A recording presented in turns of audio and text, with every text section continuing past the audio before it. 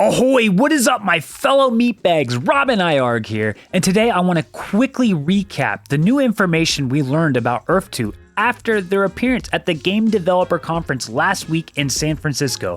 I'm not even joking, they showed up there. Shane showed up with his new multiplayer partner, Metagravity, armed with nothing more than his magical beard and a USB stick. Stuck that bad boy in a regular 3080 computer, and suddenly people had a playable version of Earth2. Now, some community members caught wind of this, and they paid for the expensive airfare, the event tickets, and everything else that entails, and armed with nothing more than their cell phones, they recorded a couple of days worth of footage. We got several hours of live streams, and comments were said, questions were asked and answered, and I'm here to bring up 10 things you may have missed during those live streams, or maybe you didn't see them at all. So let's dive in. Number 1, you cannot manually harvest resources. I know many of us envision like a Fortnite RuneScape setup where we could run around with our hatchets, harvesting wood, or using a pickaxe to mine ore, and that does not sound like it's going to be the case. I mean, there are other examples of which I believe we'll be able to manually harvest resources, but I'm thinking fishing, and then other things like plants and stuff, but no hatchets, no pickaxes, it sounds like, unfortunately, at least to start. Number 2, biomes are very much a work in progress. I believe the specific number given right now is that there's currently 20 different biomes, and one of those is not a beach biome yet. It's very much a work in progress, so it's something we're gonna have to wait for. We're literally at the humble beginnings of Earth2. Number 3, water does not currently have full depths. I know a lot of people were hoping to explore the depths of the Mariana Trench, but I can assure you, just like in Earth 1, you will not be able to do that in Earth 2. You know, it's kind of disappointing with a 1-to-1 Earth that you cannot explore the bottom of the ocean, so blub blub blub somewhere else. Number 4, no terraforming. That's right, I know it's disappointing. A lot of us used the drone map editor to get an idea of what it would be like to shift terrain. We could raise hills, make mountains, make valleys, and even in some cases, make tunnels. You could add boulders and stuff and really shape the landscape that you were working with. It doesn't sound like we're gonna have that in Earth 2, unfortunately. And from what we heard, there's a lot of challenges associated with having hundreds or thousands of players on a 1-to-1 Earth, and then allowing that property, that landscape, to change in real time for everybody. So it's not something to expect early on. Number 5, play to earn mini games. It sounds like we're gonna have them pretty early on. You've probably seen the videos where you have players chasing those balls of ether. Well, the more you get, the faster you go, but there's a timer that counts down that requires you to get to the next one before the timer runs out. Otherwise, you lose. Now imagine this, but competing against other players.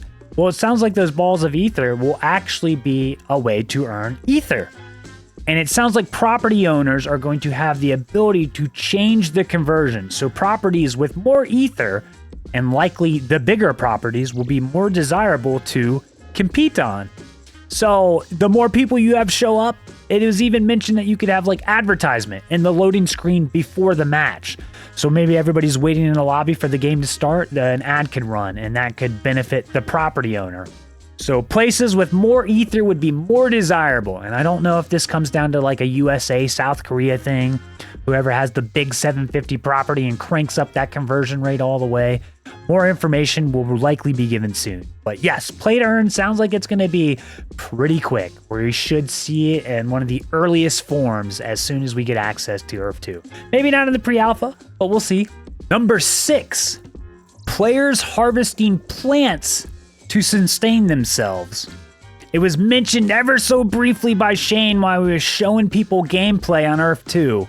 But the idea is that you would run around and grab plants to sustain yourself. Imagining almost this Ark survival thing where you run up to a thing of bushes and you grab some berries. I still assume fishing will be a way to sustain yourselves, but it sounds like we're going to be able to eat plants, which makes sense because not everywhere's near water, right? Number 7, blockchain. and I don't mean to disappoint you, Earth2 did not tell the world what blockchain they would be using at the Game Developer Conference in San Francisco. What Shane did say was which one they were not using. There was some weird belief by the community that because our multiplayer partner Metagravity was going to be using the Van R blockchain, that we would also be joining them. And it made no sense because they're also partnered with Wilder World and Star Atlas, and neither of these are using that chain. But for some reason, people really focused in on, hey, this is clearly the route we're going. And Shane kind of dispelled those myths. He said, no, yeah, it's probably not going to be that one, wink, wink. Number 8. Staking refunds. We've talked about this before. It's a question that constantly get asked, but they are ready to go and they will be dealt with before the Essence token launch. So they're going to happen eventually. You just gotta be patient, and we're all pretty good at that at this point, right? Number 9.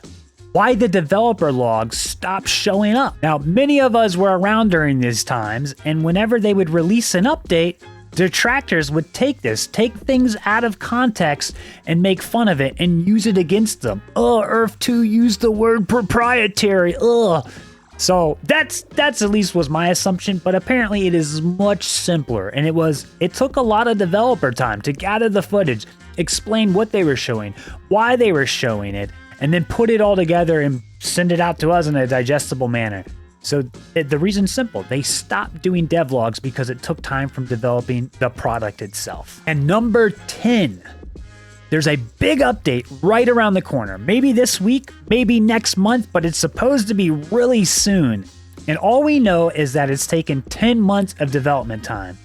Now, there's theories of what it could be. In the past, we've heard mention of player-owned contracts where maybe you could establish a contract with the player to manage certain things for you on your profile. One of the early examples was raiding, so maybe they would get X amount of benefits from raiding and you would get a passive benefit from their work as well, depending on whatever you guys agreed to. Maybe that's it. Who knows? Maybe it has something to do with the product itself that we're actually going to be playing. I have no idea, but it's right around the corner and I can't wait to see what it is. And as a bonus, number 11. Of course, the white paper was going to be asked about. Of course it was, and it was. And Shane basically said, nothing has changed here, and we're going to release something, and people should be happy with the information displayed. So I can't wait to be happy, and I really hope it's released this week. Your boy has some bets, and his last bet is why he has this disgusting beard he can't wait to shave. That's it. GDC was a huge week for Earth2. They showed up with a playable product and their new multiplayer partner, Metagravity, and it looks like a great partnership. There is a big couple of months ahead. We may get a major update this week or next month.